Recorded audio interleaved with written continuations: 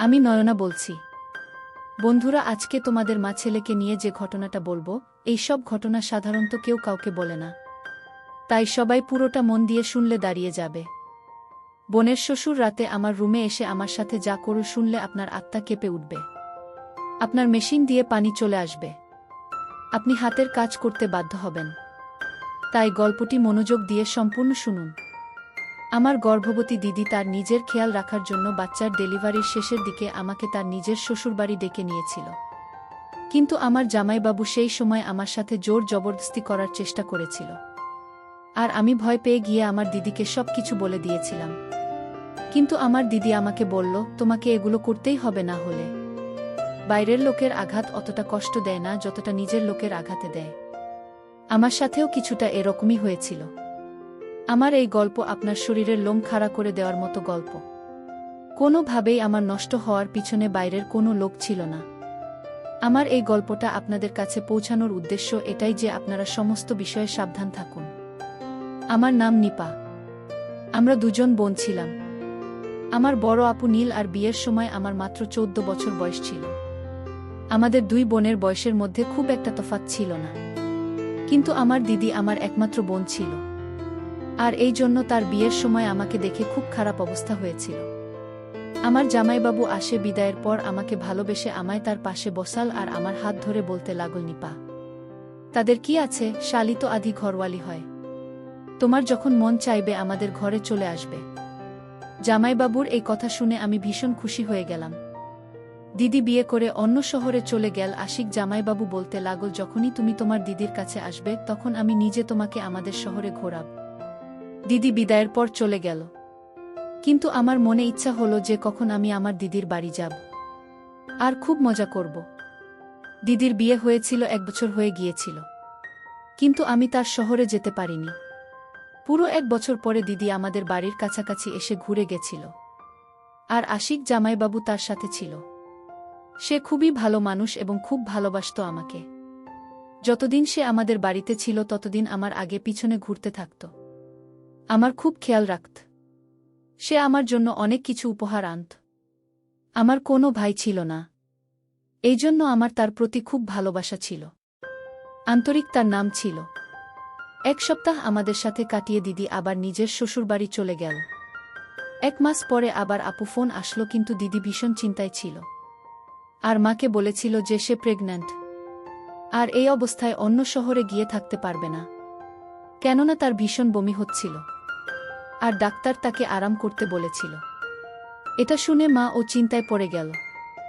আমার দিদির মধ্যে তো যেন মনে হতো আমার মায়ের প্রাণ ছিল, এতটাই ভালোবাসত মা আপুকে। মা দিদিকে আমাদের ঘরে এসে যখন থাকতে বলল তখন দিদি বলল, আশি তাকে একা ছেড়ে থাকতে পারবে না। যদি দিদি এখানে চলে আসতো তাহলে আশিক জামাইবাবু আর তার বাবার অনেক অসুবিধা হতো। আর এমনিতেও এটা তো 12 মাসের ব্যাপার নয়, পুরো 9 মাস বাকি। দিদির এই কথা শুনে মা বলল, তুমি চিন্তা করো না, আমি তাকে তোমার কাছে পাঠিয়ে দিচ্ছি। আর বোন গেলে তোমার মনও ভালো হয়ে যাবে। আর নিপা তোমার বাড়ির কাজকর্মেও তোমাকে সাহায্য করতে পারবে। মায়ের এই কথা শুনে দিদি খুব খুশি হয়ে গেল। আর বলল যে নিপাকে একা পাঠাতে হবে না, আমি আশিককে বলে দিচ্ছি। আমি তো কবে থেকেই সুযোগের অপেক্ষায় ছিলাম আর কতবার প্রার্থনা করেছিলাম ওখানে যাওয়ার জন্য। আর এই জন্য সঙ্গে সঙ্গে আমি খুশি হয়ে গেলাম। আর খুশিতে আমি নিজের জিনিসপত্র গুছিয়ে নিলাম। মাসি হওয়া একটা আলাদাই খুশি আমার মধ্যে ছিল। 2 দিন পরে জামাইবাবু আমাকে নিতে আসলো। আর আমি তার সাথে আমার বোনের কাছে অন্য শহরে চলে এলাম। দিদির শ্বশুরবাড়িতে শুধুমাত্র আশিক জামাইবাবু আর তার শ্বশুর ছিল। এজন্য আমার সেখানে থাকতে কোনো অসুবিধা হয়নি। দিদির শ্বশুরবাড়িতে শাশুড়ি নন্দের কোনো ঝামেলা ছিল না। দিদি আমাকে দেখে ভীষণ খুশি হয়ে গেল। দিদি আগে থেকেই আমার জন্য আমার পছন্দের খাবার তৈরি করে রেখেছিল। আমার থাকার জন্য সামনে একটা ঘর আমাকে দিয়ে দিয়েছিল। দিদির শ্বশুরকে সালাম করতে আমি যখন তার ঘরে গেলাম তখন তার অদ্ভুত কাণ্ড দেখতে পেলাম। দেখলাম সে বিছানায় পড়ে থাকা একজন অসুস্থ লোক। আর আমাকে দেখে অদ্ভুত কথা বলতে লাগল। দিদি আমার হাত ধরে তার শ্বশুরের ঘর থেকে আমাকে বাইরে নিয়ে আসলো। আর বলতে লাগলো তার শ্বশুর অনেক বছর ধরে অসুস্থ, এই জন্য মাঝে মধ্যে সে উল্টোপাল্টা কথা বলে ফেলে। তার ঘরে আর যেন আমি না যাই। আর আমার ওই ঘরে যাওয়ার কোনো দরকার নেই, তাও দিদি আমাকে বলে দিল। দিদির শ্বশুর দিদির বিয়েতেও আসেনি আমাদের বাড়ি। আশিক জামাইবাবু সম্বন্ধে আমার বাবার কোনো একটা বন্ধু দিদির সাথে করিয়েছিল। আমার দিদির শ্বশুরের সাথে আমার এই প্রথম দেখা হয়। আর সত্যিই তো এটাই ছিল যে আমি তার শ্বশুরের সাথে দেখা করে ভীষণভাবে ভয় পেয়ে গিয়েছিলাম। আমি দিদির ঘরে এসেছি 2 দিন হয়ে গেল। আমি আর তার শ্বশুরের ঘরে যাইনি। আশিক দুলাভাই আমার খুব খেয়াল রাখত। আর দিদির শরীর ভালো না থাকার জন্য দিদি বেশিরভাগ সময় বিছানায় শুয়ে কাটাত। সারা ঘর আমি সামলে নিয়েছিলাম। কিন্তু একদিন এমন কিছু হয়ে গেল যে আমার গায়ে কাঁটা দিয়ে উঠল। রাত্রিবেলা খাবার পর রান্নাঘর পরিষ্কার করে আমি যখন ঘরে আমি ভাবলাম যে আমি স্নান করে আসি। গরম এত বেশি পড়েছে যে পুরো ঘেমে গিয়েছিলাম। আমি স্নান করার জন্য আমার ঘরের বাথরুমে ঢুকে গেলাম। কিছুক্ষণের মধ্যেই আমি যেন অনুভব করলাম যে কেউ আমাকে দেখছে। প্রথম আমার মনে হয়েছিল যে এটা আমার ভুল। কিন্তু হঠাৎ করে আমার নজর বাথরুমের জানালার কাছে যখন পড়ল তখন আমি অবাক হয়ে গেলাম। ওখানে কোনো একটা ছায়া যেন আমার উপর নজর রেখেছিল। আমি যেন দেখতে পেলাম। আর আমার বিশ্বাস হয়ে গেল যে কেউ লুকিয়ে লুকিয়ে আমাকে দেখছে। ব্যাপারটা আমি পুরো আমি তাড়াতাড়ি জামা কাপড় পরে নিলাম। আর দৌড়াতে দৌড়াতে বাইরে বেরিয়ে এলাম। দিদির ঘরে যখন গেলাম তখন দিদি আর জামাই বাবু আরাম করে একসাথে বিছানায় শুয়েছিল। আমি তাড়াহুড়োতে তাদের ঘরের দরজায় টোকা দিতে ভুলে গিয়েছিলাম। এবার তাদের দুজনকে একসাথে দেখে আমি লজ্জা পেয়ে গেলাম। জামাইবাবু উঠে বসে পড়ল আর বলল, ভিতরে চলে এসো নিতা, দরজায় দাঁড়িয়ে কি করছো? আমি বুঝতে পারছিলাম না যে আমার কি করা উচিত। আমি তাকে কি করে বলতাম যে বাথরুমের জানালা দিয়ে কেউ আমাকে যেন দেখছিল মনে হলো। কোনো একটা ছায়া দেখতে পেলাম যেন মনে হলো। আমি এমনি বলে দিয়েছিলাম যে দিদির কাছে জিজ্ঞেস করতে এসেছি দিদি দুধ খাবে কিনা। দিদি বলল, তুমি আরাম করো, বাকি কাজটা শেষ করে দেবে। আমি দিদির ঘর থেকে বেরিয়ে যখন আমার ঘরে ঢুকেছিলাম তখন দেখতে পেলাম দিদির শ্বশুর বারান্দা দিয়ে হেঁটে নিজের ঘরে যাচ্ছে। আমাকে ভীষণ অদ্ভুত চোখে সে তাকাতে লাগল আর বলতে লাগলো, তুমি খুব সুন্দরী, নিজের খেয়াল রেখো কিন্তু। এই কথা শুনে আমি রেগে গেলাম। ভাবতেও পারেনি যে সে আমাকে এই ধরনের কথা বলতে পারে। আমি ভয় পেয়ে গিয়ে আমার ঘরে চলে গেলাম। সারারাত আমি জেগে রইলাম আর জেগে কাটিয়ে দিলাম এসব ভেবে যে দিদি তো বলেছিল যে তার শ্বশুর পুরোপুরি অসুস্থ আর সে ঘর থেকে বেরোতেও পারে না। তাহলে এত রাতে সে বারান্দায় কিভাবে গেল আর সে কি করছিল? ব্যাপারটা তো খুব অদ্ভুত। আমাকে খুব ভাবিয়ে তুলেছিল। বাথরুমের জানালার কাছে যেটা ছিল সেটা কি শুধুমাত্র আমার চিন্তা নাকি সত্যি? ওটা কি আমার চিন্তা ছিল? ওটা দিদির শ্বশুর ছিল না তো? এই প্রশ্নটা আমাকে পাগল করে দিচ্ছিল। পুরো রাত এমনি তাকিয়ে তাকিয়ে আমি কাটিয়ে দিলাম। তারপরের দিন সকালবেলা জামাইবাবু অফিস যাবার সময় বলে গেল, নিপা, আমি বিকাল বেলা তাড়াতাড়ি চলে আসব আর তোমাকে শপিং এর জন্য বাজার করতে নিয়ে যাব। তুমি বিকেলবেলা রেডি থেকো। এটা বলতে বলতে হঠাৎ সে আমার কাছে চলে আসলো আর আমার গালে হাত দিল আর অফিসে চলে গেল। দিদির পিছনেই দাঁড়িয়েছিল। দিদি বলল যে আশি তোমাকে ভীষণ ভালোবাসে, তোমার অনেক খেয়াল রাখে, তুমিও চেষ্টা করো ওর খেয়াল রাখার। কেননা আমি আশিকে খেয়াল রাখতে আজকাল খুব একটা পাই না, ও ভীষণ ক্লান্ত হয়ে যায়। দিদির এই কথা শুনে আমি বললাম, তুমি চিন্তা করো না, আমি আশির ভাইয়ের যথেষ্ট খেয়াল রাখব। বিকাল বেলা আমি সেজেগুজে তৈরি হয়ে গেলাম। তারপর আশির দা আমাকে শপিং করতে নিয়ে গেল। সে দিদির থেকে বেশি তো আমার জন্য শপিং করল। আমি ভীষণ খুশি ছিলাম, কিন্তু আমি কি করে জানব যে আমার এই খুশি বেশ কিছুদিনের জন্য, মাত্র কয়েকদিনের জন্য মাত্র। সেই রাতে আমি ভীষণ ক্লান্ত হয়ে ঘুরে এলাম আর খাবার খেয়ে চলে গেলাম বিছানায় আর শুয়ে ঘুমিয়ে পড়লাম। মাঝরাতে হঠাৎ করে কারেন্ট চলে গেল আর আমার গরম লাগতে চোখ খুলে গেল ঘুম থেকে। যেন এমন মনে হলো যে কেউ আমার বিছানায় রয়েছে। ঘরের মধ্যে এত অন্ধকার ছিল যে আমি কিছু দেখতে পেলাম না। আর হঠাৎ করে যেন কেউ একজন আমার কাছে আসা শুরু করল। আমার দম বন্ধ হতে থাকল। আমি চেঁচাতেও পারিনি। কিন্তু যখন বুঝলাম যে আমার সাথে কিছু বাজে হতে চলেছে, আমি আমার সব শক্তি দিয়ে জোরে ধাক্কা দিলাম তাকে। সে আন্দাজ করতে পারেনি যে আমি তাকে এত জোরে ধাক্কা দেব। সে একদমই পিছনে সরে গেল আর পালিয়ে গেল আমার ঘর থেকে। আমি এখনো পর্যন্ত কিছু দেখতে পাচ্ছিলাম না। অন্ধকার অনেক বেশি ছিল। আমি দেওয়াল ধরে ধরে দিদির ঘরে গেলাম। আমি গিয়ে দিদিকে যখন ডাকলাম, দিদি আমাকে বলতে লাগল, নিপা, তুমি চিন্তা করো না, আশিক লাইট ঠিক করতে গেছে। মাঝে মধ্যে আমাদের বাড়িতে কারেন্ট চলে যায়। আশিক তাড়াতাড়ি ঠিক করে দেবে। নিজের মোবাইল ফোনের টর্চও চালাল, আমার কাছে তো মোবাইলও ছিল না। আমি দিদির কাছে বসে কাঁদতে লাগলাম। একটু পরেই লাইট চলে এল। দিদি বলতে লাগল, তুমিও পাগল আছো? একটুখানি অন্ধকার দেখে ভয় পেয়ে গেলে? তাহলে আমার কি খেয়াল রাখবে তুমি? দিদির কথা শুনে আমি বললাম, ব্যাপারটা সেরকম নয়। আমার ঘরে কেউ একজন ছিল। আমার কথা শুনে দিদি জোরে জোরে হাসতে লাগল। বল যে আশিক আমার সাথে আমার ঘরে ছিল। আমার শ্বশুর ঘর থেকে বেরোতেই পারেন না। তুমি অন্ধকারের জন্য ভয় পেয়ে গেছো, কোনো ব্যাপার না। আমি জানি না আমি দিদিকে কিভাবে বিশ্বাস করব যে আমার ঘরে সত্যিই কেউ ছিল, কিন্তু সেটাকে ছিল আমি বুঝতেই পারছিলাম না। যদি আশির দুলাভাই দিদির সাথে থাকে তাহলে আমার ঘরে কি ছিল? প্রথমে বাথরুমের জানালার কাছে কেউ একজন নজর রেখেছিল, আর এবার ঘরের মধ্যে কেউ একজন ছিল। মনে হলো আমি ভয় পেয়ে গেলাম। আমার মাথার মধ্যে থেকেই খালি দিদির শ্বশুরের খেয়াল আসছিল। লাইট ঠিক করে আশির দাদা ঘরে আসলো আর আমাকে দেখে বলল যে, নীল, আমি তোমাকে প্রথমেই বলেছিলাম যে অন্ধকারেও ঘাবড়ে যাবে, তুমি ওর কাছে চলে যাও। দিদি জামাইবাবুকে বলতে লাগলো, খুব অন্ধকার ছিল, আমি যদি পড়ে যেতাম?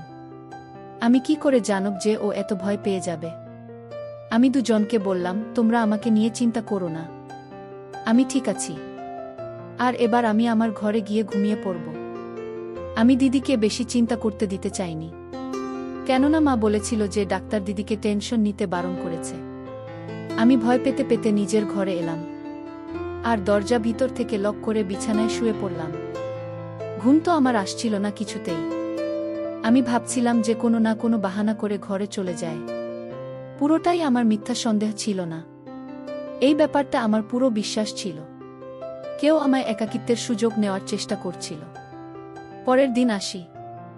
দাদা কোনো একটা কাজের জন্য কিছুক্ষণের জন্য দুপুরবেলা অফিস থেকে ঘুরে আসলো। ওই সময় দিদি ওষুধ খেয়ে নিজের ঘরে গভীর ঘুমে ঘুমাচ্ছিল, আর আমি রান্নাঘরে খাবার তৈরি করছিলাম। আর আমাকে সে পেছন থেকে জড়িয়ে ধরেছিল। আমি তার থেকে এই ব্যবহার একেবারেই আশা করিনি। আমি ভয় পেয়ে নিজেকে তার থেকে ছাড়িয়ে নেওয়ার চেষ্টা করতে লাগলাম। আমার আওয়াজ যেন আমার গলার মধ্যে আটকে গেল আর আমি কিছু বলতে পারলাম না। কিন্তু আশিক তো আমাকে ছাড়ার বদলে আরও জোরে জড়িয়ে ধরল আর বলতে লাগল যে, তুমি এত সুন্দরী, তোমার থেকে নজর ঈশ্বরে না। আমি অনেক চেষ্টা করে তার হাত থেকে নিজেকে ছাড়াল আমার রান্নাঘর থেকে বাইরে পালিয়ে গেলাম দূরে।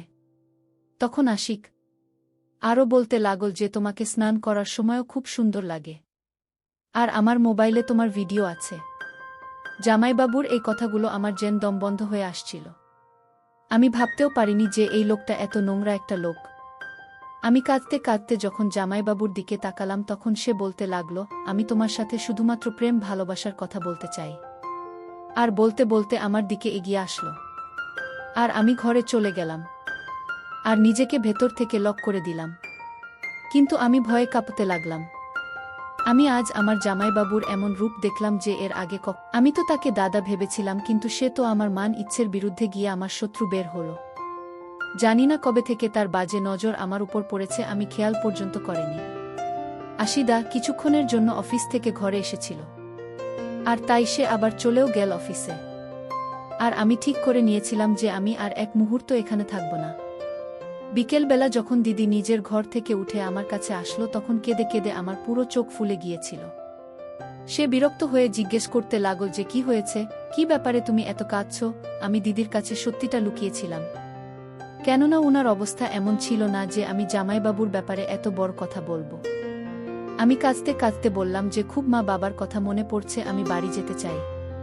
কথাটা শুনে দিদি আমাকে জড়িয়ে ধরে বলল, মাত্র এইটুকু ব্যাপার, তার জন্য তুমি কেঁদে কেঁদে তোমার চোখ ফুলিয়ে দিয়েছ?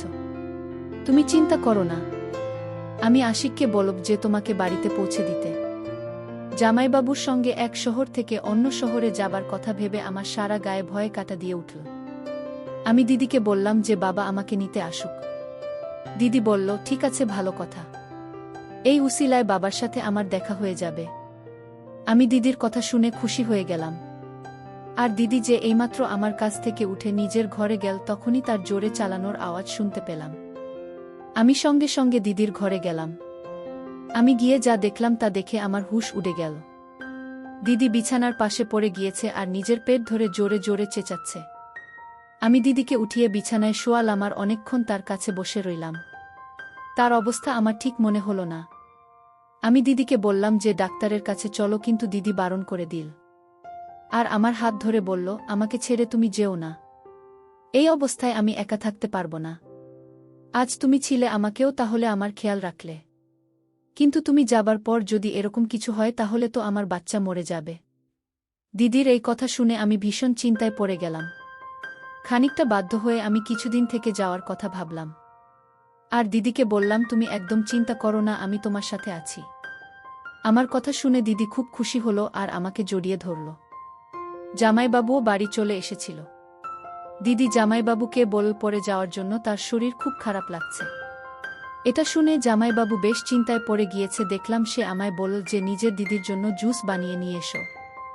আমি রান্নাঘরে গিয়ে সবার জন্য জুস বানাতে লাগলাম। আরও একবার আসি তার রান্নাঘরে চলে আসলো আর আমার সাথে জবরদস্তি করার চেষ্টা করল। আমি আশিক ডাকে ধাক্কা দিলাম আর রেগে গিয়ে বললাম, তোমার লজ্জা করে না? তোমার বউয়ের শরীর এত খারাপ আর তুমি নিজের তালিকার সাথে এরকম নোংরামো করছো। জামাইবাবুর উপর আমার কথার কোনো প্রভাব পড়ল না। সে আমার সাথে আবার জোর জবরদস্তি করতে লাগল। আমার চেঁচানোতে দিদি চলে আসলো। আমি এতটা ঘাবড়ে গিয়েছিলাম যে দিদির যে অবস্থা সেটা না ভেবে আমি তাকে জামাইবাবুর সমস্ত সত্যি বলে দিয়েছিলাম। দিদি একবার আমার মুখের দিকে তাকাল ভালোভাবে, আর দ্বিতীয়বার জামাইবাবুর মুখের উপর তাকাল। আর তাকে বলতে লাগলো, তুমি কি রকম মানুষ যে একটা 15 বছরের মেয়েকে তুমি কাবু করতে পারে না? এক সপ্তাহ ধরে তোমাকে একা নাচছে আর তুমি আর কিছু করতে পারলেন না। দিদির এই কথা শুনে আমার পায়ের তলা থেকে মাটি সরে গেল। আমি অবাক হয়ে দিদির দিকে একভাবে তাকিয়ে রইলাম আর বললাম, আপু তুমি কি বলছো এসব? দিদির মুখে একটা অদ্ভুত হাসি ছিল। সে আমার হাত ধরে নিজের ঘরে নিয়ে গেল। আমি অবাক হয়ে দিদিকে দেখতে লাগলাম।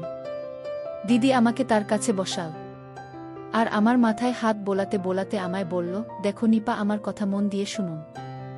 আমি আশিকের সমস্ত সত্যি জানি, কিন্তু আশির তোমার থেকে যেটা চাই তোমাকে সেটা করতেই হবে।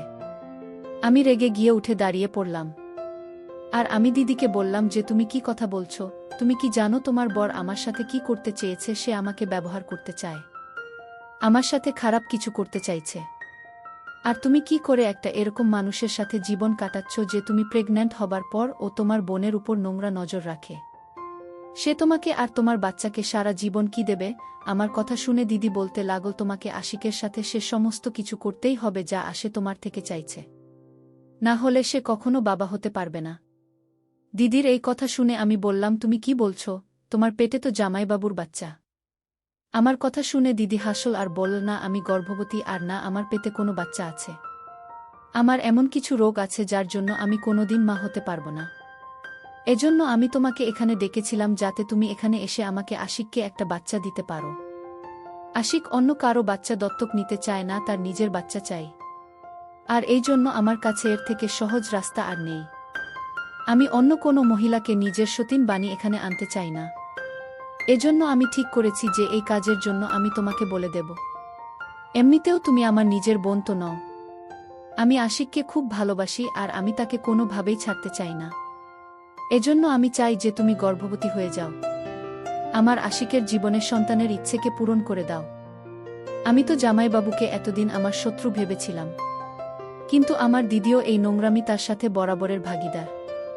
নিজের ঘর বাঁচানোর জন্য আমার দিদি আমার জীবন নষ্ট করার কথা ভেবেছিল। আমি আমার দিদির সামনে হাত জোড় করলাম আর বললাম, আমাকে ঘরে পাঠিয়ে দাও। কিন্তু আমার দিদি আমার একটা কথা শুনল না আর রাতের অন্ধকারে নিজের বোনের কাছে আমাকে পাঠিয়ে দিল। আমার কাছে বাঁচার কোনো পথ ছিল না, কেননা আমার দিদি আমাকে ভয় দেখিয়েছিল যে যদি আমি তার কথা না শুনি তাহলে আশিক আমার সাথে জবরদস্তি করবে আর এর যে দোষটা আমার কোনো মিথ্যে প্রেমিকের নামে চাপিয়ে দেবে। আর আমি সারা জীবন আমার মা বাবার কাছে আমার মা নিচে তো নষ্ট হবার কফিও দিতে পারব না। আমি ভাবতেও পারিনি যে আমার বোন আমার সাথে এরকম ব্যবহার করবে। আমি জানতাম যে আমার বোন আমার নিজের বোন, কিন্তু আমি কখনো আমাদের মাঝে এমন বিভেদ আসবে স্বপ্নেও ভাবিনি। আমার দিদি আমাকে টানতে টানতে ধাক্কা দিয়ে ঘরের মধ্যে পাঠানোর চেষ্টা করল। আমি নিজেকে ছাড়ানোর চেষ্টা করছিলাম আর তার জন্য আমি চেঁচাতে লাগলাম। আমার দিদির শ্বশুর ঘর থেকে বেরিয়ে এল। সে হঠাৎ করে এসে আমাকে দিদির হাত থেকে ছাড়ালো। আমার দিদিকে আর তার বরকে ধমক দিল যে তারা যদি আমার সাথে কোনো জবরদস্তি করার চেষ্টা করে তাহলে সে পুলিশকে ফোন করবে। জামাইবাবু রেগে গিয়ে নিজের বাবার সাথে বাজে ব্যবহার করতে লাগল। আর তারপর দিদির শ্বশুর আমাকে নিজের ঘরে নিয়ে গেল। সে আমাকে নিজের ঘরে নিয়ে গিয়ে বলল, জানো তো প্রথম দিন থেকেই আমার সন্দেহ হয়, কিন্তু আমি যদি তোমায় তোমার দিদির কথা বলতাম তাহলে তুমি বিশ্বাস করতেন না। তুমি তাড়াতাড়ি নিজের বাড়ি চলে যাও। এরা দুজন মানুষ নয়, এরা শয়তান হয়ে গেছে। বোধহয় আমি আমার ছেলের লালন পালন ভালোভাবে করতে পারিনি, যার জন্য আজকে আমাকে এই দিন দেখতে হচ্ছে। আমি আশিক জামাইবাবুর বাবার ফোন থেকেই নিজের ঘরে ফোন করলাম আর আমার বাবাকে সব কিছু বলে দিলাম। পরের দিন সকালবেলা বাবা চলে আসলো আমাকে নিতে। আমার কথা শুনে সে দিদির সাথে সারা জীবনের জন্য সম্পর্কই তুলে দিল। বাবা এই ব্যাপারটা খুব আফসোস হলো যে তার লালন পালনে ফাঁক নিশ্চয়ই থেকে গিয়েছিল। আর আমি ভাবতে লাগলাম যে আমার কোনো সে ভালো বিষয়টা কাজে লেগে গেল, যে আশিকের বাবা আমার আওয়াজ শুনে আমাকে বাঁচাতে চলে আসলো। এই ঘটনাটা ঘটেছিল কয়েক বছর হয়ে গেছে। আমার দিদির সাথে আমার কোনো সম্পর্ক ছিল না। আর কিন্তু একটা কথা সবসময় আমার মাথায় চলে আসে। আমার মা আমাকে দিদির ঘরে থাকতে বলে, আর দিদির ঘরে থাকার জন্য পাঠিয়ে অনেক বড় ভুল করেছিল। আর আমি একজন অপরিচিত পুরুষকে নিজের দাদা ভেবে তার থেকেও বড় ভুল করেছিলাম। আমার দিদি আমার সাথে যা কিছু করেছিল সেগুলো শব্দের সীমার বাইরে ছিল, কিন্তু আজকের দুনিয়ায় সমস্তই ঘটে চলেছে। আর এজন্য আপনারা নিজের মান সম্মানকেই সবসময় বাঁচিয়ে চলুন।